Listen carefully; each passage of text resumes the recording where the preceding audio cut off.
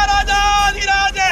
பெரிய புராணத்தின் நாயகன் காப்பிய தலைவன் ஆளாள விஷத்தை எடுத்து கரைபெறாத ஆளாள சுந்தரர் ஆதவம் செய்திட தென் திசை வாழ்ந்திட தீதில்லா திருக்கொண்ட தொகை அளித்த திருவாளன் பித்தா என்றும் பேயே என்றும் பெருமானை வஞ்சித்தவர் திருக்குண்டையூரில் நெல்மலையை பெற்றவர் திருப்புகலூரில் செங்கல்லை பொன்னாக்கியவர் உடலை விழுங்கிய பிள்ளையை மீண்டும் உயிர் பெறச் செய்தவர் தனது வாக்கு வன்மையால் அந்தொண்டர் என்று பெயர் பெற்றவர் காவேரி விரிந்து வழிவிடச் செய்தவர் இந்திரன் மால் வீரமன் எதிர்கொள்ள சிவபெருமானே நம் தமிழ் ஊரன் என்று உரிமையுடன் அழைக்க வெள்ளையானையில் தனது நண்பருடன் கைலாயம் சென்றவர்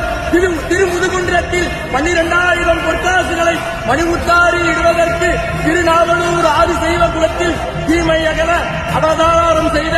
திரு நம்பி ஆரூரன் சுந்தரமூர்த்தி சுவாமிகள் எழுந்தருள்